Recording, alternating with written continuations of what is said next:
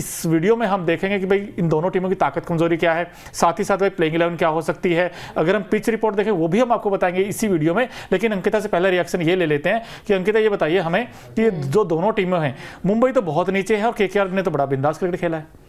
अब देखिए उसकी वजह भी कई सारी है, फेरिस्त लंबी है। मुंबई इंडियंस के जो हमने कमजोरी की बात करी है तो बहुत सारी चीजें यहाँ पर निकलकर सामने आएंगे। सबसे पहले तो कप्तानी पर सवाल उठेंगे। उसके अलावा जब बात आती है यहाँ पर बड़े प्लेयर्स जो कि T20 वर्ल्ड कप खेलेंगे, सूर्य कुमार यादव, रोहित शर्मा, जिनका ना चलना लगातार, इसके अलावा हार्दिक पांड्या की कप्तानी पर सवाल उठ रहे हैं, उनकी गेंदबाजी पर भी सवाल उठ रहे हैं। तो यहाँ पर कई सारे लूप होल्स हैं और आई थिंक मैच जब भी मुंबई इंडियंस हारी है वो इसी वजह से हारी है। अपनी गेंदबाजी में भी जसप्रीत बुमराह के अलावा कोई भी ऐसा गेंदबाज मोनू नजर नहीं आता जो कि थोड़ा इंटेंट के साथ वो गेंदबाजी करे। हालांकि पिछले मैच में बुमराह जो है विकेट हासिल नहीं कर पाए थे, लेकिन 17 रन दिए थे, तो ये अच्छी बात है टीम इंडिया के लिए भी। और जब भी बात आती है यहाँ पर मुंबई इंडियंस की तो बड़ा नाम आता है, बड़ा चेहरा नजर आता है।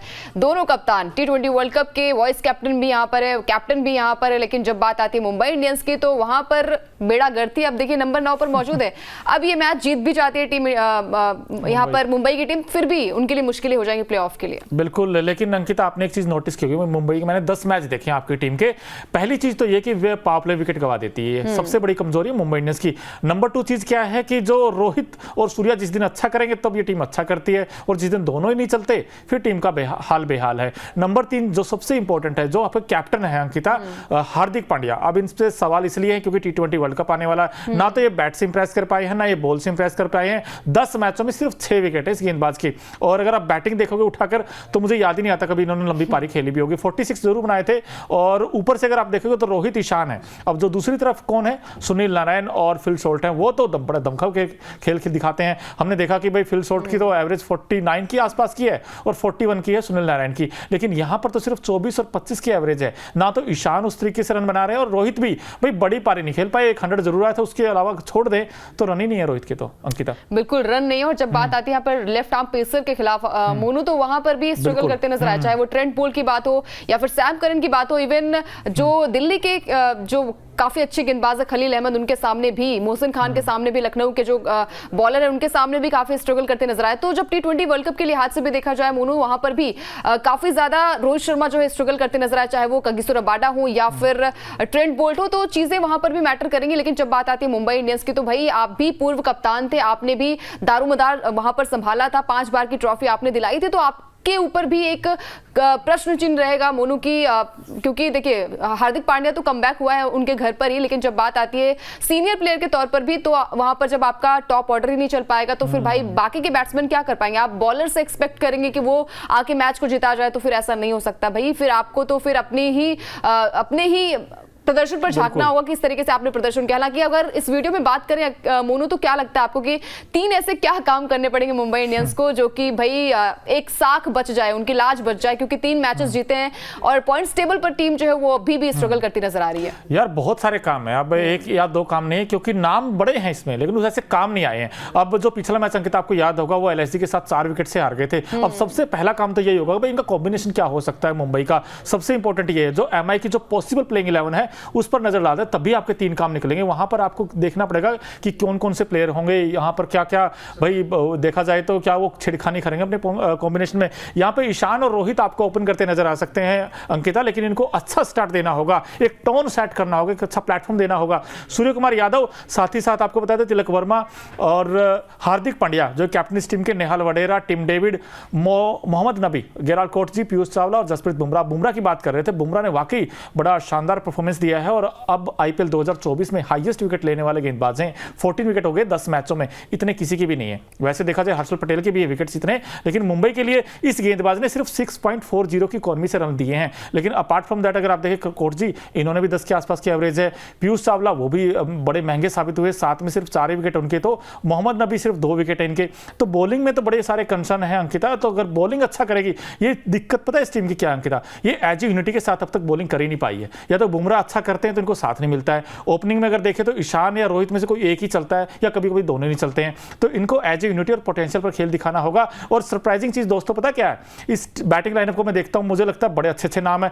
तिलक वर्मा दोस्तों सबसे हाईएस्ट रन बनाने वाला एक प्लेयर है इस टीम में, तिलक वर्मा। सोचिए आप, जो नंबर 5 नंबर 6 पे बैटिंग करने आते हैं। अब देखिए जो ओपनर है आपके रोहित ईशान, ये कब रन बनाएंगे, ये सबसे बड़ा सवाल है। और साथ ही साथ हार्दिक पांड्या, जिसके ऊपर कहते हैं ना captain leading from the front, वो तो मुझे नजर ही नहीं आया अंकिता। अब देखिए, अब रन बना लेंगे कोई मतलब नहीं होगा, अब जीत भी जाएंगे तो भी कोई मतलब नहीं होगा। वही चीज है ना कि अगर जीत आपको उस वक्त मिल जाए तो बात कुछ और होती है, लेकिन जो जीत बाद में मिले तो फिर क्या फर्क पड़ता है? नहीं, आपने बड़ी अच्छी बात की, क्योंकि फर्क नहीं पड़ेगा, लेकिन एक चीज से बड़ा फर्क पड़ेगा। ठीक है, मानते ऑलमोस्ट बाहर हो चुकी मुंबई की टीम, लेकिन अगर यहां पर सूर्य कुमार यादव, रोहित शर्मा, साथ ही साथ हार्दिक पांड्या, जसप्रीत बुमराह, ये 4 ऐसे खिलाड़ी हैं जो T20 वर्ल्ड कप खेलेंगे। भले ही ये टीम आईपीएल में अच्छा ना किया हो इसने, लेकिन अपकमिंग जो मैचेस में अगर अच्छा करेंगे, कॉन्फिडेंस भी आएगा किसी प्लेयर का, चाहे वो गेंदबाज हो चाहे वो बैट्समैन हो। अगर रोहित अच्छी पारी खेलेंगे तो उस T20 वर्ल्ड कप से पहले ना सिर्फ मुंबई का खेमा खुश होगा, बल्कि हमारे जैसे फैंस जो मुंबई के नहीं बल्कि रोहित को भी बड़ा अच्छा पसंद करते हैं, मुंबई को तो करते ही हैं इनफैक्ट, लेकिन रोहित और सूर्या रन बनाएंगे तो फिर एक मजा सा आ जाता है कि हाँ चलो T20 वर्ल्ड कप आने वाला है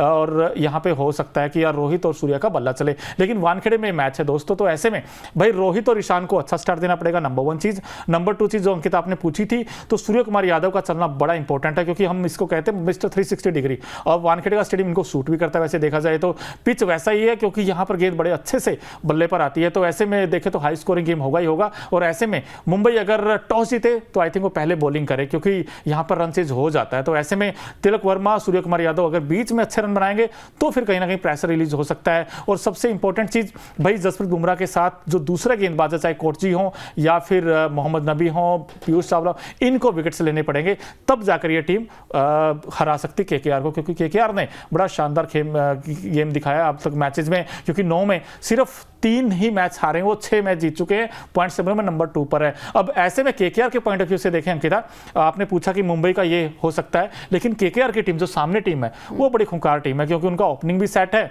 उनका मिडिल ऑर्डर भी आउटस्टैंडिंग है और बॉलिंग सुपर हिट है। तो उनका जो कॉम्बिनेशन है वो भी देख लेते हैं। भाई केकेआर का जो पॉसिबल प्लेइंग 11 है वो कुछ इस प्रकार हो सकता है। फिल शॉट बड़ी धमाकेदार आगाज करते हैं पारी का, Sunil Narayan left right combination बड़ा कारगर रहा, और इसमें गौतम गंभीर की भी तारीफ करनी पड़ेगी, क्योंकि इस टीम के मेंटोर है, उन्होंने सुनील नारायण को कहा कि आप ओपन कीजिए। अब उसने ओपन किया तो क्या उड़ाकर खेले क्रिकेट, मजा आ गया उनकी बैटिंग देखकर। वेंकटेश अय्यर है, सुरेश अय्यर है, जो मिडिल ऑर्डर को थोड़ा स्टेबिलिटी देते हैं। नीचे आंद्रे रसल और रिंकू सिंह का तूफान आता है, रमनदीप सिंह है, मिचेल स्टार्क। अब बॉलिंग इनकी कंसर्न है दोस्तों, अभी भी कंसर्न है, वो पहले भी थी, लेकिन बैटिंग इनकी सुपर हिट है। वैभव अरोड़ा जो विकेट्स लिए थे पिछले मुकाबले में, वरुण चक्रवर्ती हो सकते, चेतन साकरिया, बिकॉज हर्षित राणा शायद हो सकता है ये मुकाबला ना खेलें। अब अंकिता मैं आपसे पूछ ही लेता हूं भाई, जो टॉप ऑर्डर में देखे जाए ना, नाम है आपके पास लेकिन आपके पास फॉर्म नहीं है, लेकिन इस टीम के पास रन भी है और फॉर्म भी है। बिल्कुल, बात करी जाए यहाँ पर सुनील नरेन की या फिर फिल सॉल्ट की, हर एक मैच में एक अच्छा योगदान दिया है यहाँ पर फिल सॉल्ट और नरेन ने। और जब बात आती है गेंदबाजी की तो वहां पर भी नरेन जो है अच्छी गेंदबाजी करते नजर आए। इसके अलावा वेंकटेश अय्यर, पिछले मैच में बल्ला चला था श्रेयस अय्यर के साथ, वो पार्टनरशिप काफी अच्छी रही थी, तो कैप्टन श्रेयस अय्यर से उम्मीद यही होगी कि पारी को बड़ी पारी में तब्दील करें। हालांकि इनकी कैप्टनसी की बात करें तो भैया नो डाउट बहुत अच्छी कप्तानी करते नजर आए। इसके अलावा आंद्रे रसल, ये ऐसा बल्लेबाज है जो कि दिल भी जीतता है और अपनी टीम का भी प्रोत्साहन करता है। तो आंद्रे रसल जो कि गेंदबाजी भी अच्छी कर लेते हैं, बल्लेबाजी में तो नो डाउट। रिंकू सिंह, ये नाम जो है वो चर्चाओं का विषय बना हुआ है, T20 वर्ल्ड कप के स्क्वाड में नहीं है, हालांकि रिजर्व प्लेयर के तौर पर इन्हें रखा गया है, लेकिन रिंकू सिंह को वो मौका नहीं मिला, आईपीएल में भुनाने का मौका नहीं मिला। हमने देखा था कि पिछले मैच में हाईलाइट में आए थे जब वो 5 छक्के लगा दिए थे।